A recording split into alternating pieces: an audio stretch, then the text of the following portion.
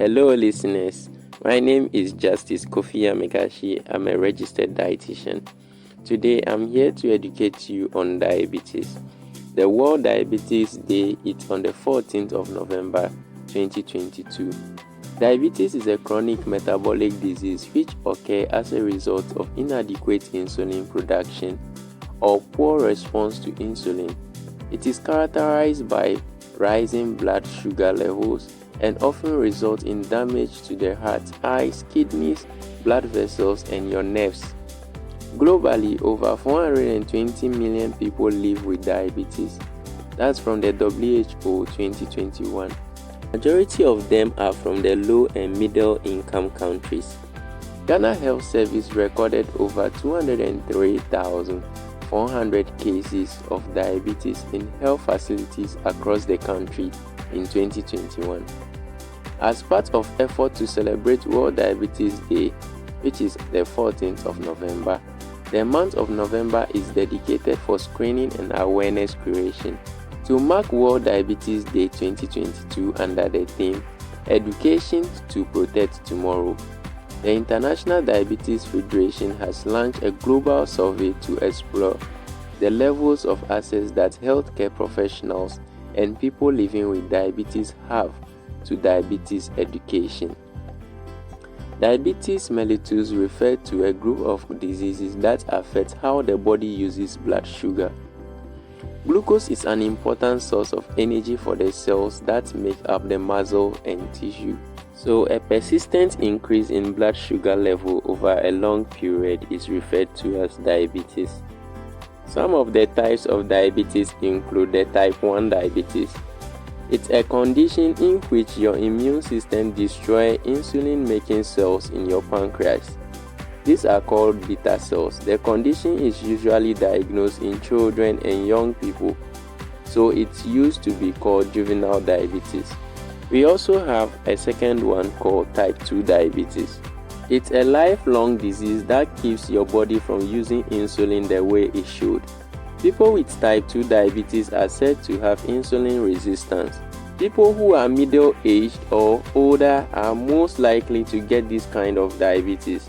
It used to be called adult-onset diabetes, but type 2 diabetes also affects kids and teens, mainly because of childhood obesity. The signs and symptoms of diabetes depends on how high your sugar level is. Some people, especially if they have pre-diabetes, that is, your blood sugar levels are not high enough to be classified as diabetes. It is likely you may not see any sign or symptom, but some of the signs and symptoms of type 1 or type 2 diabetes include feeling more thirsty than usual, urinating often, losing weight unintendedly, feeling tired and weak, feeling irritable or having other mood swings, having blurred vision, poor wound healing, getting a lot of infections. Type 1 diabetes can start at any age, but it often starts during childhood or teen age. Type 2 diabetes, the more common type, can develop at any age. Type 2 diabetes is more common in people older than 40 years. To understand diabetes, we have to understand the importance of how the body uses sugar.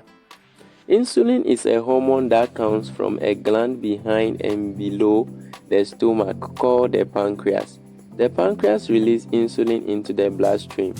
The insulin circulates, letting sugar enter the cells. Insulin lowers the amount of sugar in the bloodstream. As the blood sugar level drops, so does the secretion of insulin from the pancreas. Glucose, a sugar, is a source of energy for the cells that make up muscles and other tissues. Glucose comes from two major sources, food and from the liver. Sugar is absorbed into the bloodstream, where it enters cells with the help of the insulin. The liver stores and makes glucose when glucose levels are low, such as when you haven't eaten in a while. The liver breaks down stored glycogen into glucose. This keeps your glucose level within a typical range. The exact cause of most types of diabetes is unknown. In all cases, sugar builds up in the bloodstream. This is because the pancreas doesn't produce enough insulin. Both type 1 and type 2 diabetes may be caused by a combination of genetic or environmental factors. It is unclear what those factors may be. Some of the things that can predispose or put you at risk of developing diabetes includes genetic factors or family history. Scientists have found different bits of DNA that affect how your body makes insulin. Another one is extra weight. Being overweight or obese can cause insulin resistance, especially if you carry your extra weight around your middle region. That is excessive fat around your abdominal region. We have what we call metabolic syndrome. People with insulin resistance often have a group of conditions including high blood sugar, extra fat around the waist, high blood pressure, and high cholesterol and triglycerides.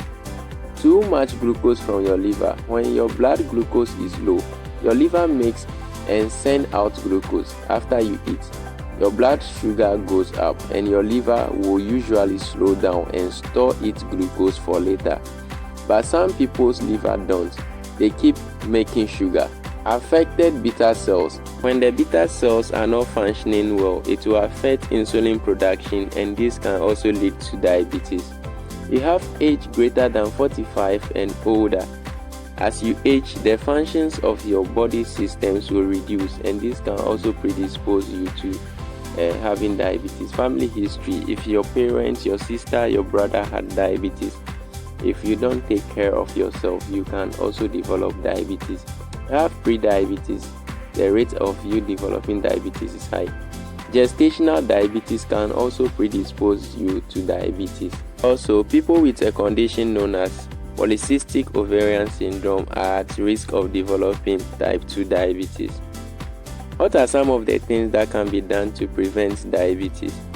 The first one is to aim for a healthy weight.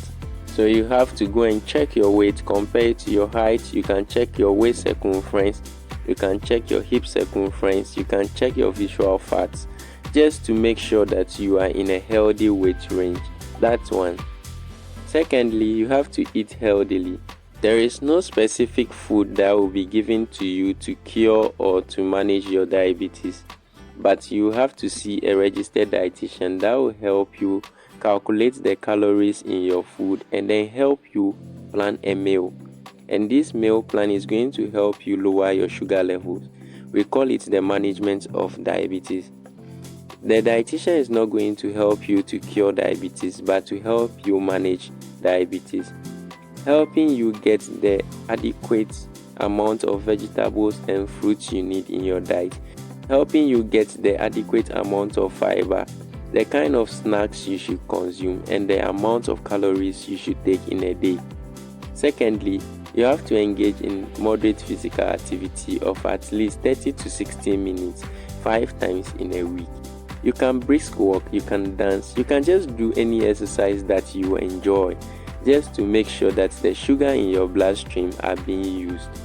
Thirdly, don't forget your medication if you are on a medication. Take your medications as prescribed by the doctor, and also take your medications on time.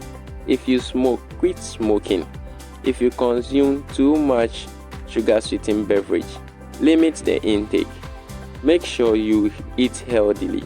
Some complications of diabetes include heart disease, chronic kidney disease, nerve damage, and other problems with your feet, oral health, vision, hearing, and mental health. So to my listeners, you can all attest to the fact that it is very important to look at our food very well.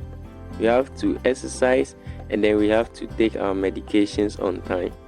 To prevent this condition, it will be appropriate to see a registered dietitian for a meal plan to help you eat healthily. If you want other things like grocery shopping, cooking, presentation, talks, we are just a click away. Just contact us via the information on your screen. Now, the theme for this year's World Diabetes Day is education to protect tomorrow. If we are all educated about this condition and how to prevent it, our future will be healthy. JK Health Consult. We bring healthcare to your homes.